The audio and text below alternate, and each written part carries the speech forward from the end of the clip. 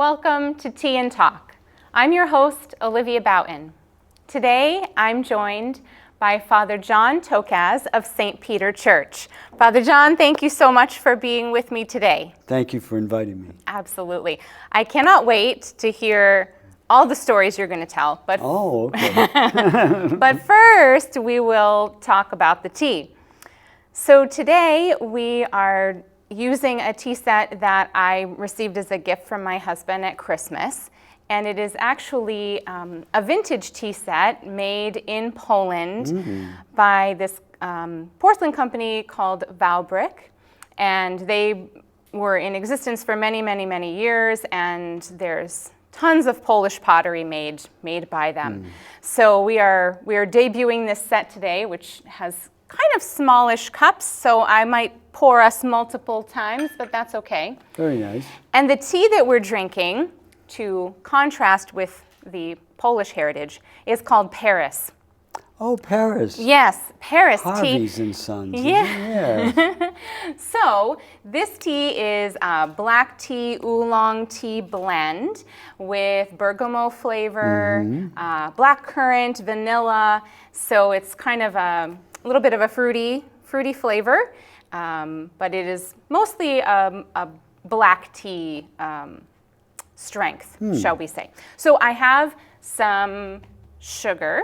Do you want any sugar? No, thank you. Okay, I have some creamer. Any of that? No, thank you. Oh, just black. Just tea. Just tea. Just All right. tea. So let me pour you. I better do this. I don't want any accidents on my show. I haven't had an accident yet, so. Thank you. You're very welcome. I'm going to have a little sugar for myself, my cubes. Pour this. And I love the way that this smells, that nice, Doesn't it? nice The aroma. fruity Very smell. nice. A little bit of this for me. So, well, cheers. Na zdrowie. Na zdrowie. Oh, yeah. Oh, that's lovely. It really is. Thank you. So you just let me know if you want more. I'll pour you more tea. Thank you. Okay. So people who are watching may very well know who you are, especially because you're always in your robes. And I'm always in the grocery store. You're always in the grocery store. But they may not know a whole lot about you. So maybe you can start by telling us where you grew up and a little bit of what your childhood was like before you were a priest. Oh, yes, in the Middle Ages. Well, I was born in Boston, and I was an adopted child. And my parents adopted me, and my mother was from West Roxbury, which is part of Boston. It's sort of a neighborhood. Okay. So in Boston, like many other cities, you have neighborhoods. And West Roxbury is one of the neighborhoods on the limits of Boston, really. Okay. And she was from West Roxbury. My father had two immigrant parents. Okay. One from Poland, Lithuania, and Russia, that area. And they came, like so many other immigrants, and they came to Boston, and they got work in Cambridge in a factory. Okay. And at one point, my grandmother was looking out the window, and she saw my father, her child, and his brother playing in a puddle in this muddy, dirty sort of alley. And she said, "Oh, no place for child to grow here." So somehow they were getting paid like 17 cents an hour. Wow. That's hard to imagine. Isn't it? It's hard to And they scraped together a down payment, and they bought a dairy farm in Walpole, Massachusetts, which is a town halfway between Providence and Boston. Wow. So that's where my father grew up most of his life, and his brother and his sister. And my parents, after they adopted me, decided they would move out to Walpole. And so they built a house on the old farm, Yeah. which had begun to be sold as house lots Okay. in the 50s, Yeah. early 50s. Yeah. Yeah. And that's where I grew up. Wow. My parents were both public school teachers. Really? Yes. What did they teach? Or They both taught high school level. My mother taught, in those days, what was known as business subjects. Okay. So like shorthand, stenography, typing, business machines, such as they were. Right. Wow. Bookkeeping, Yeah. yeah, all that. And my father was a chemistry math teacher. Wow. So I'm sure that a lot of their knowledge sort of rubbed off on you as a child. You know, Well. did you learn shorthand or any of those No, skills? I didn't. I didn't even learn to type. I still can't type. Oh my goodness. Yeah. And I was never any good in math. And I spent, I think, 2 weeks in chemistry and then dropped it in high school. Oh gosh. So, you see, Was your dad upset by that? I don't think he was happy. But, you know, we can't all be good at everything. That's for sure. Right? We can't all be good at everything. So, yeah, I grew up, school never ended. You know, when you have Right, yeah. two school teachers, so school never ended. And yes. Wow. So you are a part of the Franciscan Capuchin Franciscan order. I am. So tell me about how you decided you wanted to enter the priesthood, or was that something that you knew for a long time, or how did that come to be? Well, priesthood is sort of accidental to being a Capuchin Franciscan. Okay. So when we joined the order to be a friar. Okay. The word friar, it comes from the Italian, and it means brother. Okay. So the Franciscan friars, Right. there are three main groups of them. There are the OFM Franciscans, the original group that St. Francis started. Then there's a breakaway group of the 13th century. Okay. Conventual friars. Okay. They used to have a black habit. And then there's Capuchins, us. And we began in 1528. And we Okay. were a reform I see. movement I of see. the Franciscans. So how did you decide that you wanted to become a member of the Capuchin order? Do you really want to know? Yes, I do. This is what the show's about. Tea and talking. All right, I will tell you. Okay. Well, it was late 60s, early 70s. Okay. It was a very wonderful time if you were 20. It was also a very confusing time. And I didn't quite know what I wanted to do. And a friend of mine from my hometown in Walpole had joined this order, the Capuchin Franciscans, because his uncle was a Capuchin Franciscan. Okay. Okay. And our novitiate in those days, the first year of training, Okay. was in a place called Milton, Massachusetts. Is that far from? Not far. Okay. About 20 minutes. Okay. So occasionally I would go over to visit him I see. when Okay. allowed. And I would say to him, Jimmy, do you really like this? And he was kind of a party guy, you know? I And, oh, see. yeah, in high school he was like wild. Okay. So he'd say, oh, yeah, this is great, you know? He said, you know, we meditate, we learn how to meditate, we pray together, you know, we take care of the property, we do the work that's necessary, we have a garden, we go to Long Island Hospital, which was a place where, it was a poorhouse really, where indigent people could live. And we volunteered there, and he just thought this was great. And I thought, And it looked nice. It was an old estate. Okay. And there was, I don't know, 30 acres. And, you know, it was very idyllic. And it had, you know, you would see these guys floating around in brown robes. And I thought, well, if he likes it, it probably might be something might be to this. something for me. So I joined. And that was, Wow. I joined the novitiate in 1972. Wow. So I joined the order in 1972. 1972. And just a couple of years ago here, I celebrated my 50th. I remember. I anniversary. remember that. Yes, there was parties and There were little hoopla. parties and Yes. Would you like some more tea? Yes, please. Can I pour you some more tea?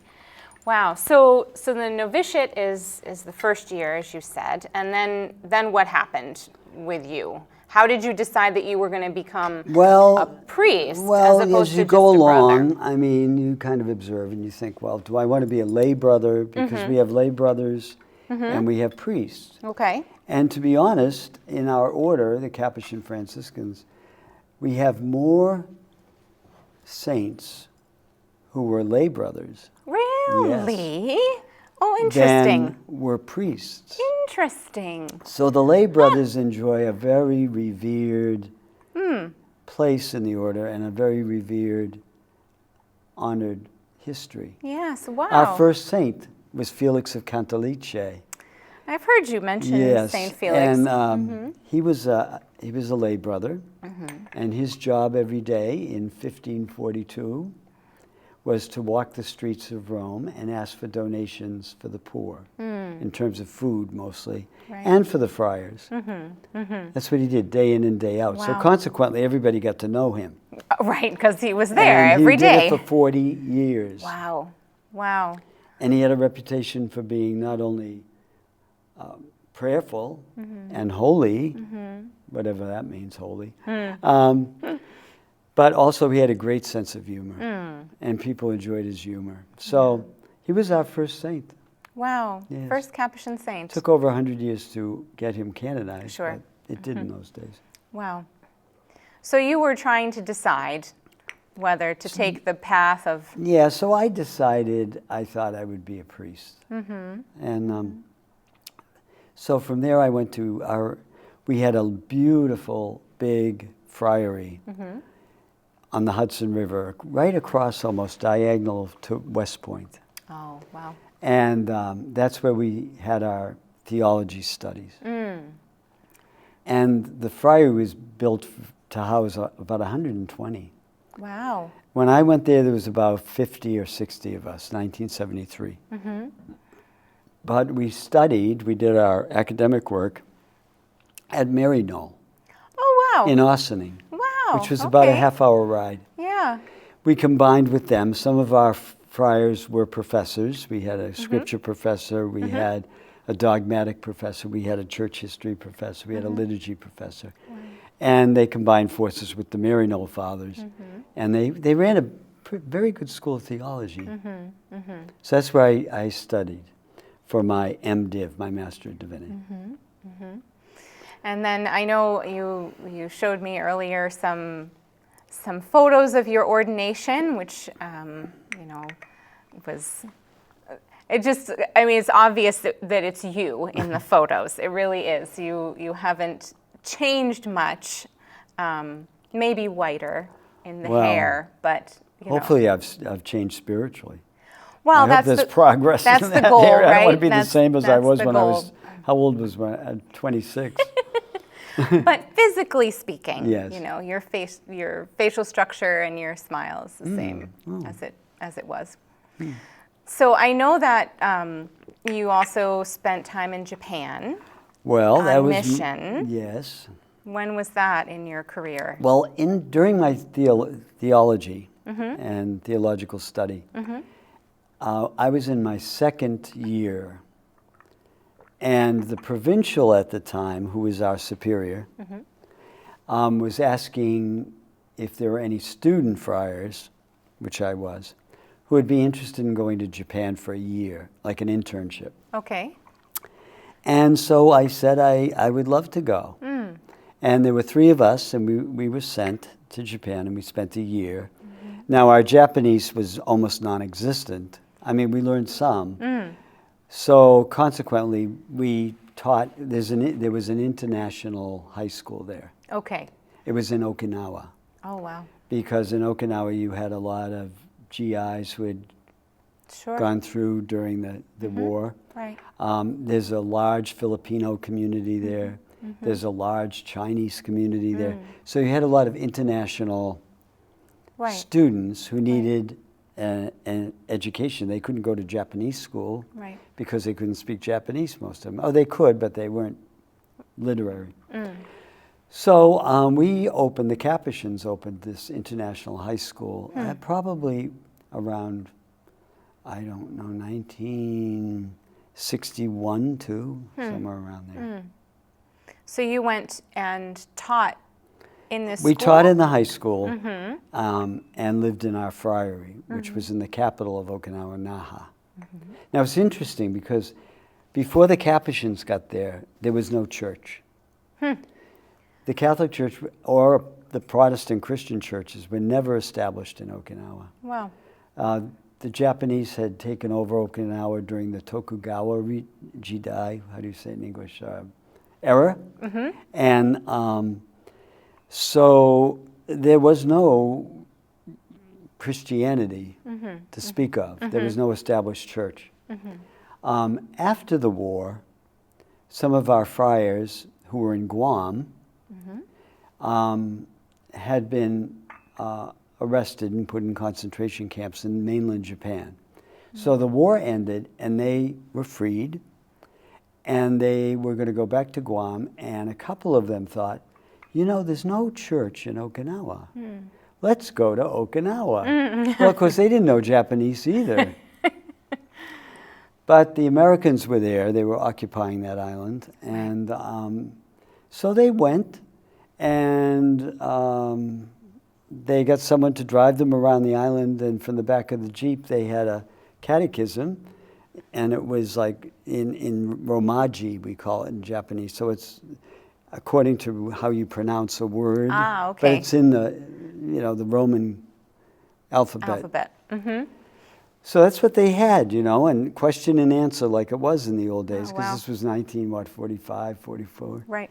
And they had some people who wanted to be baptized, and the church started. Wow.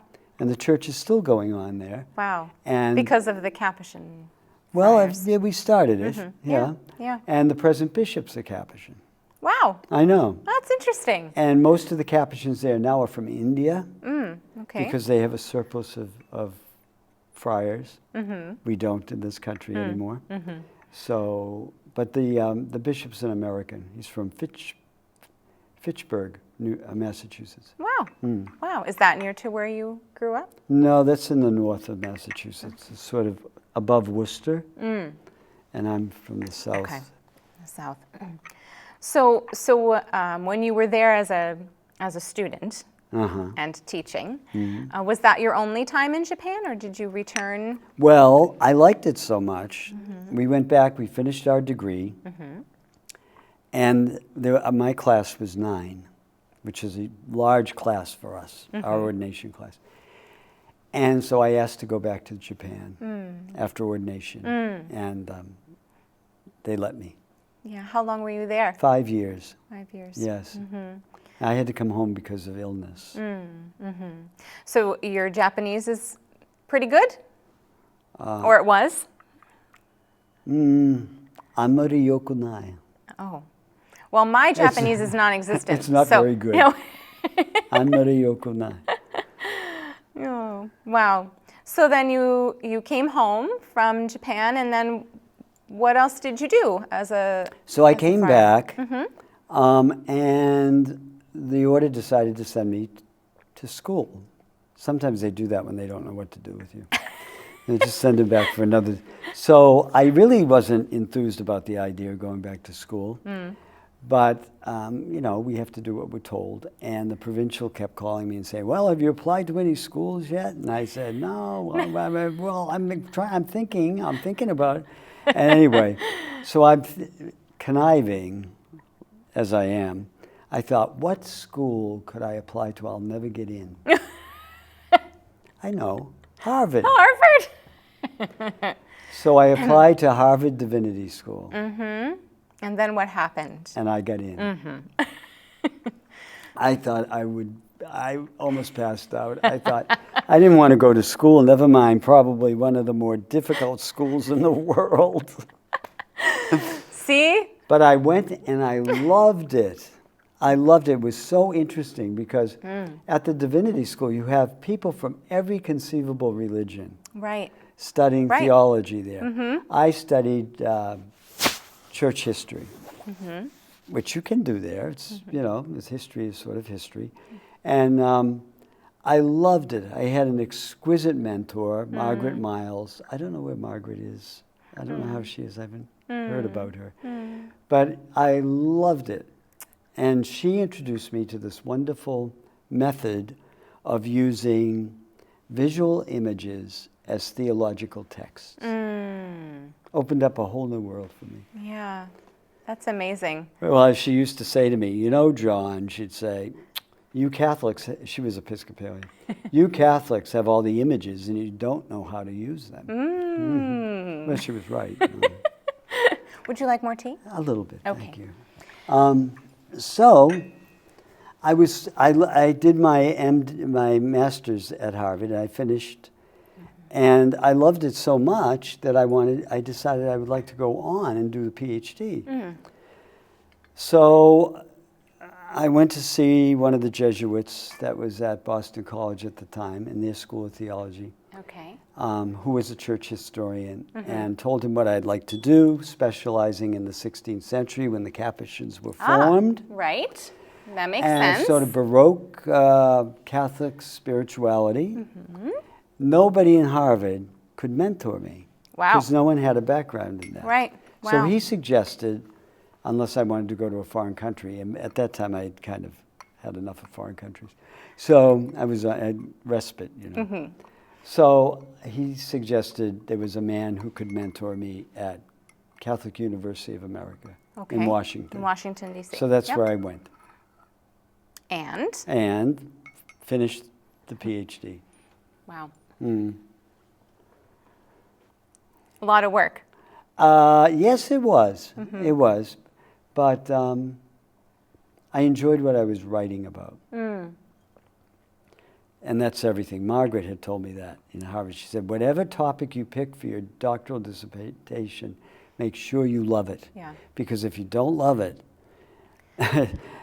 you won't have zest for it. And if you don't have zest for it, you're going to quit. Right. You'll never Because complete there's it. so many people out there who, you know, they have done all the coursework, they've done the tests, the examinations, the comprehensive, and they've never finished the dissertation. Right.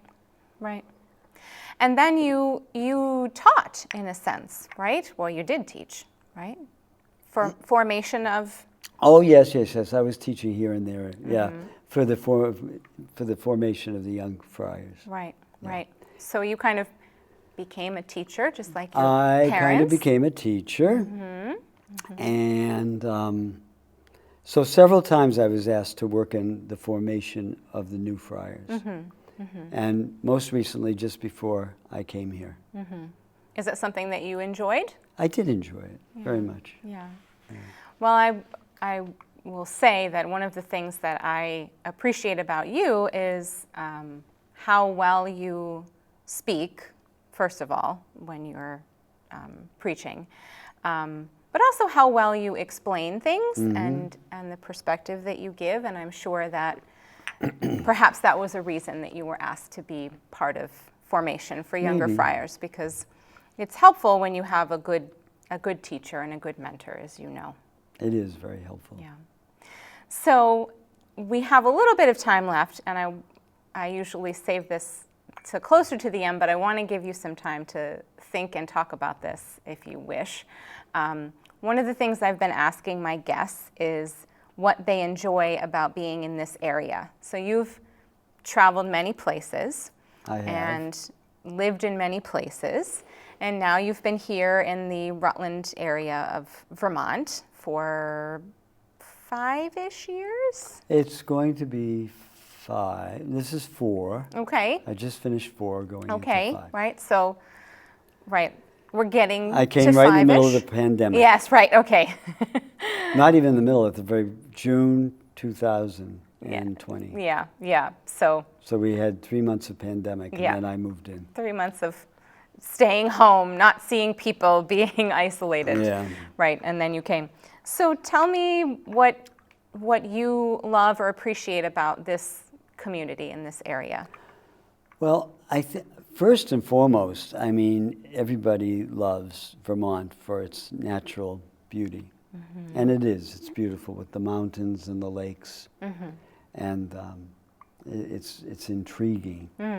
And St. Francis, you know, always chose a mountain at the top of which to build a hermitage or a place of retreat or a friary even.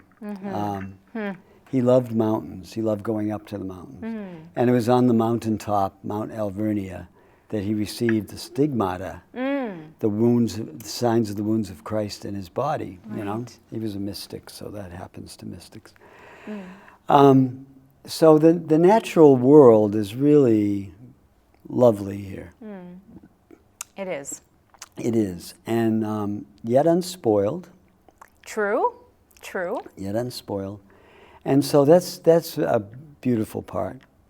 I think the other part that I find also intriguing is there is a simplicity of spirit. That's a nice way to say that. Yeah, there just is a simplicity of spirit in the folks, the people who live in Vermont,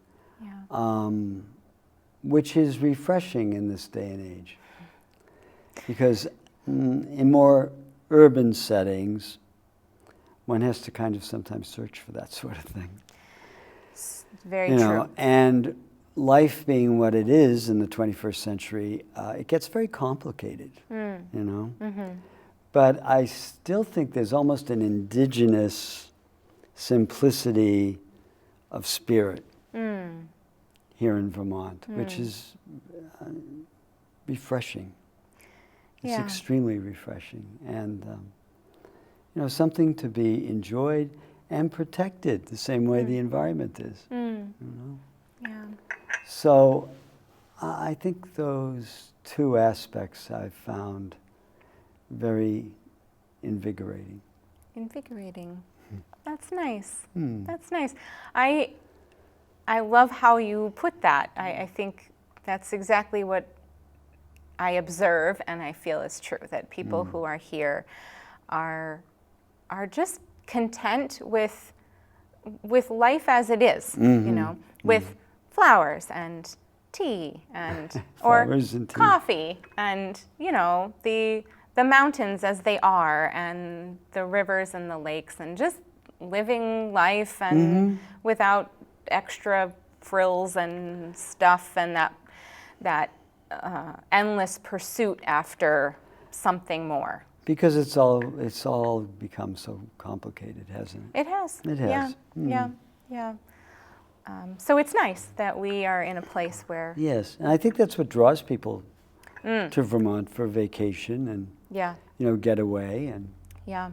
I mean, it brought a lot of people here, I think, during the pandemic it did as well. Indeed. You know, to get away from the anxiety of, you know, the world where there's, you know, the city life that kind of draws you into a faster pace and a more hectic sense of living, which is everywhere to a degree, but I think overall here we go at a slower It is slower. pace.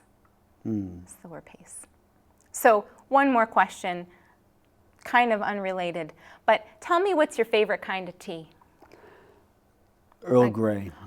Oh, really? Although this is wonderful. Well, you know, this has a little bit of that bergamot Yeah, the same. in it, which you find in spice, Earl yeah. Grey.